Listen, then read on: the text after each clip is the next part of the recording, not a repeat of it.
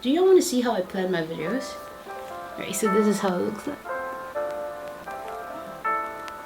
And this thing over here, it's supposed to be a thumbnail. How creative, huh?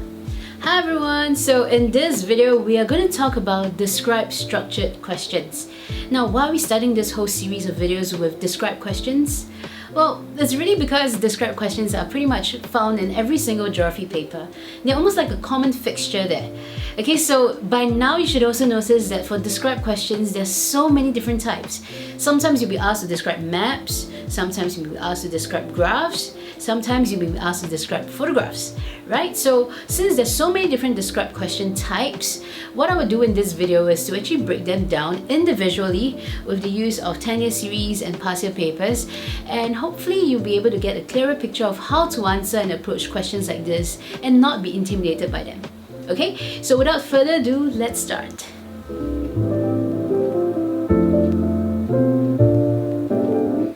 Now, when it comes to the answering techniques behind describe questions, I would always ask my students to remember 2 points.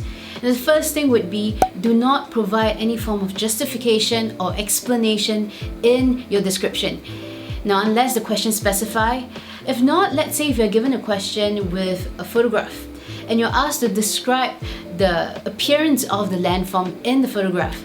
Now, what you're not required or expected to do is to go on to explain how this landform is created, unless the questions specify, describe and explain the formation, right? If not, all you have to do is just look at a photograph and tell the examiner or the marker exactly what you see from the photograph. So let's say if you're given a photograph of a stratovolcano, some of the common description would be, oh, it has steep sides, right? It has a narrow top, a wide base, so things like that. Alright, so do not go into any form of explanation if the question solely requires you to describe. Now, the second thing that I will always ask my students to remember is to look out for the mark allocation. Okay, so let's say if it's a question that is 3 marks. Okay, so what you're going to do is to make sure you have 3 sets of description. Now, what you're not supposed to do is to write excessively based on what you can remember from a textbook or based on what you can memorize. Because sometimes students get so excited, they see, oh, I've studied this and yeah, let me just regurgitate everything that I've remembered. But take a look at a mark allocation. If it's 3 marks, that means I just need 3 simple sets of description, basically just 3 short sentences. And if you're writing excessively, like half a page for that 3-mark question, you're actually wasting a lot of time and leaving little time for the other questions at the back. Okay, so take note of these 2 points because these are the 2 most common mistakes that I notice as a teacher, as a marker. Alright, I figured that the next part of this video, I shouldn't be standing here just talking about how to answer describe questions, but instead, the best way to learn is to actually do some hands-on. So, ta-da! Alright, so I have with me my TYS, my 10-year series. I know this is actually for core geography, but I've chosen questions that are applicable for both core and elective geography. So I have a total of 6 different questions available. I have line graph, bar graph, scattergraph, photograph, as well as maps questions. So yeah, which one should we start with first? Should we start with map questions? Okay, so we're going to look at 2018 paper 1 of the core geography paper, question 2A, right? So let's start. Alright, so let's start with the first question over here. It says, study figure 6, which shows areas of the world where coral reefs are under pressure from bleaching. So I understand that some of you are not learning core geography and therefore you're not learning about coral reefs. But what we're looking over here is a question type that's common across core and elective geography, where you are given a world map and you are asked to describe. So we are focusing on the answering techniques, okay? So now, let's look at the question. It says describe, of course that's the command word. And what is the question demand? You're supposed to describe the main areas of the world where coral reefs are under pressure from bleaching. So it's a 4 marks question, so this also means that you need to actually have 4 points of description. So let's take a look at figure 6 right now. So whenever you are analyzing a figure, always remember to do it in a very systematic manner so that you don't miss out on any points. Okay, so let's start by looking at the title. Coral reefs under pressure from bleaching. Pretty generic, nothing new, so let's move on to the world map. So as you look through the entire world map, you will notice that they have provided you with some basic information, such as the latitudes of the Tropic of Cancer and Capricorn, as well as the ocean names. Now, what you also do notice is that they did not provide any information about the continents or the country names. So this will automatically suggest that you need to tap into your own prior knowledge about where the continents are, where the countries are, to effectively describe the main areas.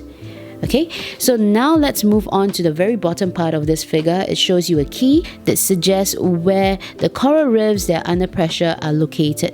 So observe the concentration of the dots where they're located. Alright, so going back to the question, we've established that we need 4 points of description, right? So how do we actually start? Now, whenever you are given a question like this, always start off with general trend. So if I were you, I would take a step back and look at the entire world map and see if I can establish any general trend. So since we're looking at a world map and we notice that the latitudes are provided, we can tap into that and we can start off our answer by saying the coral reefs that are under pressure from bleaching are primarily concentrated within the tropics between 23.5 degrees north and south of the equator. Okay, so you have gotten one description down, that's 1 mark. Alright, so moving on. What else can we talk about in our answer? So if I were you, I would just talk about highest concentration. So in this case, observe the world map. Where do you find the most number of dots? So I can notice that, hey, they're actually concentrated between the North and South American continent. Okay, and where is this? Now tap into your own prior knowledge. You will notice that they're concentrated within the Caribbean Sea. Alright, so once we've established the general trend as well as the highest concentration, what else can we write in our answer? We need 2 more points of description, right? So what we can do is we scan through the entire world map again, and this time round, you notice that especially around the Southeast Asia region, you have the coral reefs that are under pressure being scattered around. So what we can do is we can tap into this point and use it as a point of description.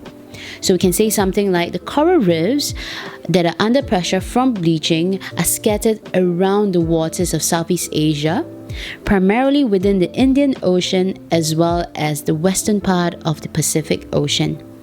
They are also found off the coast of, and this time round you can actually tap into your prior knowledge and bring in some specific countries. So for instance, they're found off the coast of Sri Lanka, Thailand, the Philippines, as well as Indonesia. Okay, so this can be another point of description. Now, of course, like I said, it's 4 marks, so you need 4 points of description, right? So try to bring in another example.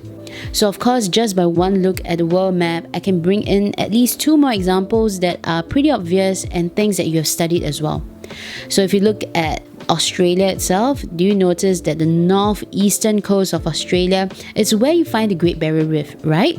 So you can bring in this point and say that the coral reefs under pressure are also found at the northeastern part of Australia, or you can actually mention the Red Sea. Okay, so for the Red Sea, you can be generic. You can just mention the Red Sea between the African and the Asian continent, or if you want to be really specific, you can bring in the country names. Alright, so you can mention about how the coral reefs are found in the waters of the Red Sea between Egypt and Saudi Arabia. Alright, so let's move on to the next question. Over here we have a question on plate tectonics. Okay, so it says study figures 3 and 4. So we have 2 different figures and it shows you Anak Krakatau. So Anak Krakatau is a volcanic island between Sumatra and Java. So where is it? It is in Indonesia. So if you try and recall what you have learned from the content itself, you would know that all the volcanoes in Indonesia are all stratovolcanoes. And why? Because it is found at the Pacific Ring of Fire, where the Pacific plate is the denser one and it's actually subducting at the convergent plate boundary. Okay, so now Stratovolcanoes, try and recall their characteristics. You will notice that the lava is more viscous, okay, and therefore it flows slowly. And that's why when it erupts, you notice that the lava tends to cool on the slopes itself rather than at the base, and this will help to build the steepness of the volcanic cone itself. Okay, so let's read the question over here. It says, use information from figures 3 and 4. Now, command word here, to describe. Okay, so what are you supposed to describe? Two things. Okay, you have the shape and characteristics of Anak Krakatoa. 4 marks in total.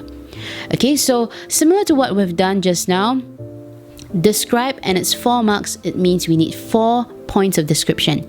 But since there are 2 different question demands over here, what you can do is you make sure that in your 4 points of description, you have to address both shape and characteristics.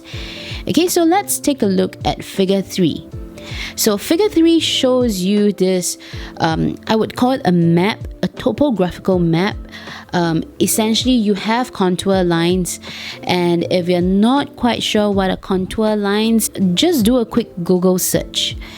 Alright, a quick Google search will actually allow you to notice that contour lines are basically drawn on topographical maps to show you the shape of a particular landform.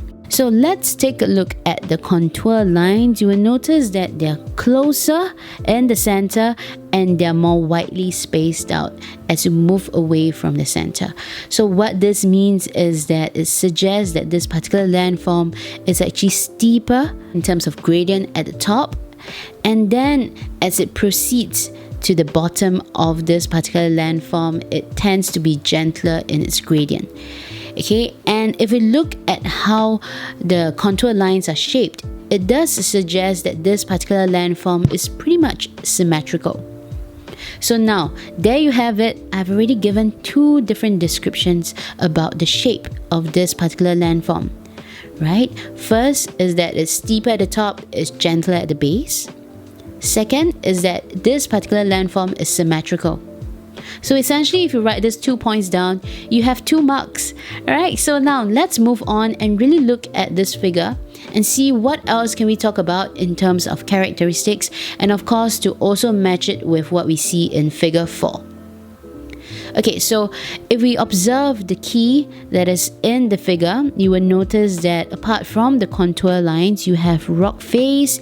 Okay, so where's the rock face found? It is on. Now, if you observe carefully, you notice there is a direction arrow there, right?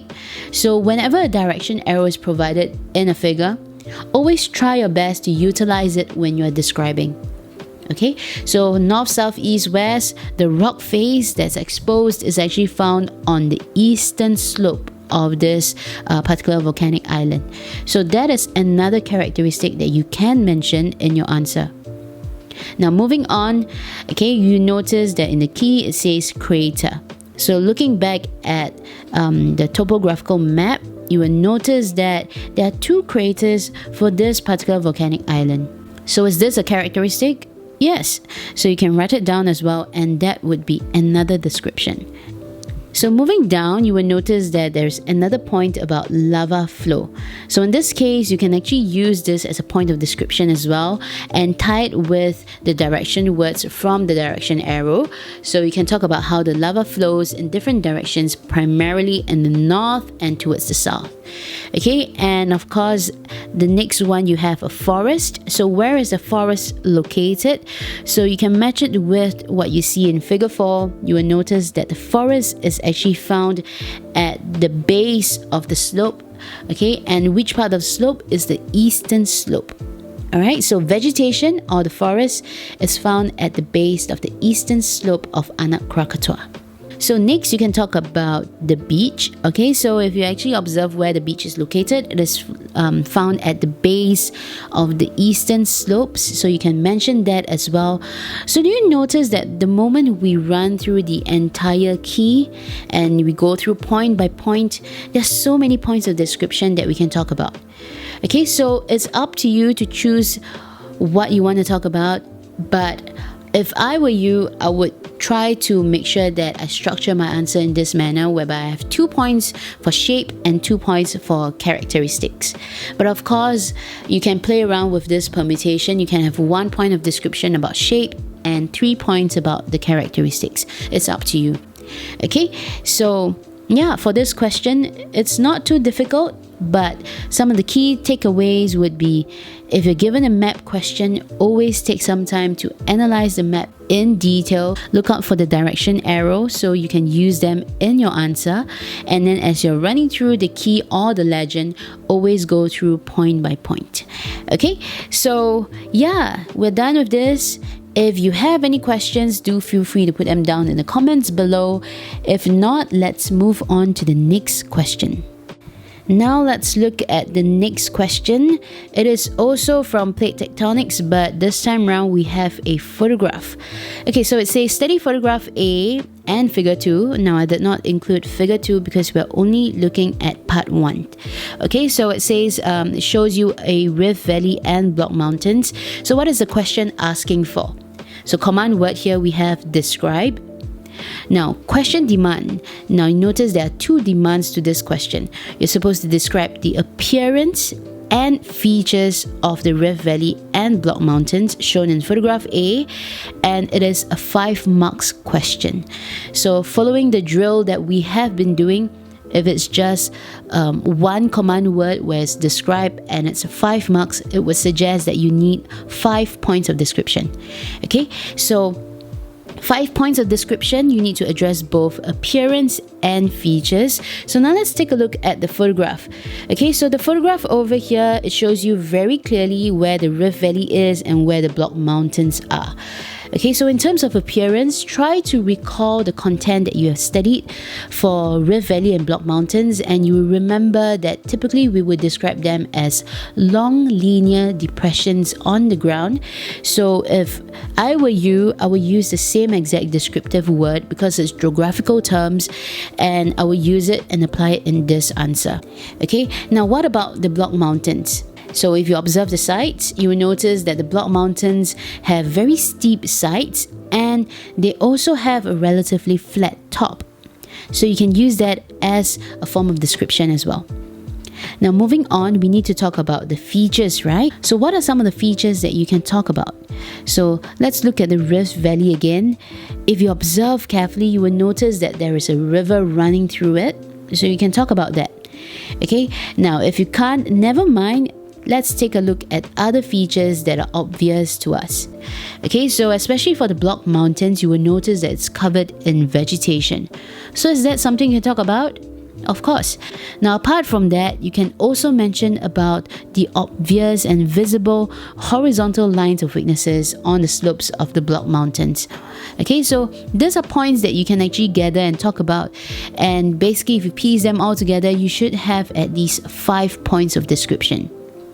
Now, photograph description questions are usually something that my students struggle with, and there isn't a shortcut to it. I would always ask my students, whenever you're given a question like this, first thing first, try to recall the content that you have learned. Okay, as you're recalling about the content, hopefully you will be able to recall about some of the geographical terms, and then you can establish these geographical terms in your answer and use them as a point of description. And then as you're analyzing the photograph, maybe do it in a very systematic manner as well. You can scan it from the left to the right, from the top to the bottom, but the whole idea is to not miss out on any little details that you can use as part of your description. Okay, so this is an example of how you can answer a describe photograph question. So the next type of question that we're going to look at would be to describe graphs. Now, there are many different types of graphs, and the first one that we would like to look at would be line graphs. Okay, so what you have in front of you is actually a comparative line graph with more than one line, and it shows you the relationship between cloud cover and temperature. Now, whenever you're given questions like this, I would always ask my students to first try to recall what you have learned about cloud cover and temperature before you actually analyze the figure itself. The reason is because once you start to recall some of the textbook content information, it provides you with a context. Okay, so when you're analyzing the figure, it becomes easier with this contextual knowledge. Alright, so if we try to recall cloud cover and temperature, what is the relationship between them? As cloud cover increase, diurnal temperature range decreases. Right? Vice versa, as cloud cover decrease, the diurnal temperature range will increase. So with this, let's look at the question itself, and it says use figure 1 to describe the relationship between cloud cover and temperature. A pretty straightforward question. It's 3 marks in total. But before I actually take some time to analyze the figure, do you notice that the question says describe the relationship? Now, always remember, whenever you are given a question that talks about the relationship between two variables, consider answering the question first. Relationships will always be positive or negative or no obvious relationship. Okay, so remember, when you're answering the question, start off your answer with that. Alright, so let's look at the figure. Okay, you will notice that full cloud cover, that would be the solid line. Does it coincide with our understanding? Full cloud cover, you are supposed to have a smaller diurnal temperature range. So let's look at it. Yep, a smaller diurnal temperature range of about 5 degrees Celsius. Okay, so now let's look at the next line. We have the dotted line that represents no cloud cover. So the highest temperature in the day, it is about 32 degrees Celsius, and the lowest temperature in the day, it's about 9 degrees Celsius.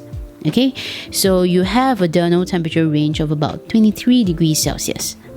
Alright, so it coincides with what we've learned so far. So now let's try to answer this question and see if we can get 3 points of description. Like I said just now, the first point would be to answer the question and address the relationship. So since cloud cover increase and diurnal temperature range will decrease, the relationship would be either negative, or you can use the term inverse. Okay, so of course that would be your first point of description. Now moving on, I can now talk about the full cloud cover as my second point of description. So include the statistics. Okay, so I would say that when there is a full cloud cover, there is a smaller diurnal temperature range of 5 degrees Celsius. And then lastly, my last point of description would be that when there is no cloud cover, there is a larger diurnal temperature range of about 22 degrees Celsius. So that's how you can go about answering this question and obtain the 3 marks. Okay, so for questions like this, try to recall the content first. If not, when you're given a question like this, you can be thrown off a little bit. You might not be able to know how to exactly answer the question. Like I said, if you recall your content knowledge, you will know that your focus is more on diurnal temperature range rather than the absolute temperature at each time period. Okay, so let's move on to the next question, which is a bar graph. Alright, so now we have a question that shows you a comparative bar graph. Okay, so now for this particular question, let's read. It says, Figure 5 shows the results of a survey of 100 people who booked a holiday in a Southeast Asian city in 2007 and a similar survey in the same city in 2017, so 10 years apart. And the question here says, using Figure 5, describe and explain. Now notice there are 2 command words here in the question. Okay, and what are you supposed to describe and explain? You're supposed to describe and explain the changes in the use of internet and non-internet sources of information when planning holidays. Now it's a 4 marks question, so think about it. There are 2 different command words. You're supposed to both describe and explain. So in this case, I can split them up into 2 marks each. So 2 marks of description and 2 marks of explanation. So looking back at Figure 5, you would notice that there are 6 sources of information, 3 of which are internet and the remaining 3 are non-internet. Okay, so How would we describe the changes? So simple, since it's 2 marks, I would spend 1 mark talking about the changes for internet use and then another mark for changes for non-internet use. So we can say that we have observed an overall increase from 2007 to 2017 with the use of internet. Okay, and apart from that, like I said, you need statistics, right? So what I would do is I will pick and choose the highest increase. Okay, so out of all the 3 different points, I can focus on social media, which has shown the largest increase from 5 to 52 responses between 2007 to 2017. So that would be 1 point of description. Now, applying the same method, I would talk about the next point of description about non-internet source of information. So in this case, I would just mention that I've observed an overall decrease and then pick and choose one, right? So I will talk about the one with the greatest decrease, which is the first one that says visits to travel agents or tour operators. It have decreased from 65 to 10 responses from 2007 to 2017. So that would be my 2 points of description for this question. Now, moving on to the very last example that we have over here, we have a scattergraph. Okay, I know this question is about food resources, so those who are in secondary 3, you might not know, but it's okay. Like I said, we are looking at the answering technique.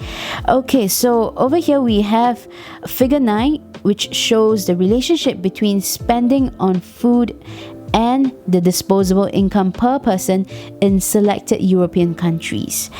Alright, so the question here says supporting your answer with information from figure 9. So it's very obvious that you need to use the statistics from figure 9. Okay, and of course the command word here is describe, and you notice it says the relationship. So similar to what we've done just now in the line graph question, you have to use terms like positive or negative relationship, and you are supposed to describe the relationship between disposable income and spending on food, and it's 4 marks in total. So 4 points of description. Alright, so now if you look at this particular scattergraph, you will notice that as disposable income increases, the spending of food per person increases as well. So if we actually draw in a line of best fit, it would be drawn something like this.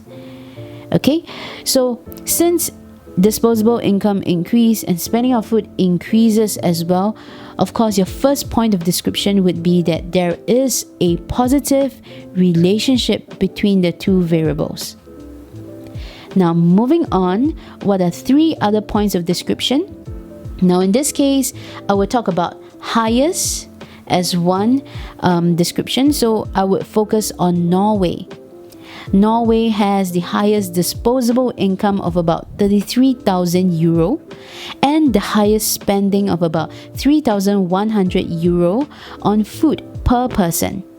Okay, that would be 1 point of description.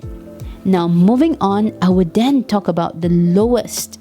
In this case, I would talk about Hungary, which has about 6,000 euro per person. Okay, and they're spending about 800 euro on food per person as well. So it suggests that they have the lowest disposable income per person and the lowest spending on food per person. Alright, lastly, my last point of description. Now, in this case, I would typically ask students to consider if they observe any anomalies. Now, there are quite a number of anomalies that we can bring about. So, one example would be to talk about Luxembourg and Greece. What you notice is that for Luxembourg and Greece, both countries have different disposable income levels, but they have the same amount of spending on food per person. So that is another point of description that you can bring across in your answer. Now, if you don't want to use Luxembourg and Greece, you can talk about other examples like Germany and Spain, or you can talk about France and Greece. Okay, so there are many different anomalies that you can talk about, primarily focusing on comparing two different countries with same spending on food but different amounts of disposable income. Alright, so this is basically the breakdown of the answering techniques for describe questions. Alright, so I hope you have found this video useful in helping you better understand how to answer describe questions. So if you have any questions, just feel free to put them down in the comments below, or if you want a well elaborated response from me, just feel free to drop me a message on Instagram, and I'll put a link down in the description box below. And yeah, in the next video, we're going to talk about another question type, and that's pretty common as well, and that would be explain and account for questions. So do keep a lookout. I'll be uploading soon. I won't try to make promises that I can't keep, but soon, okay? Okay, see ya.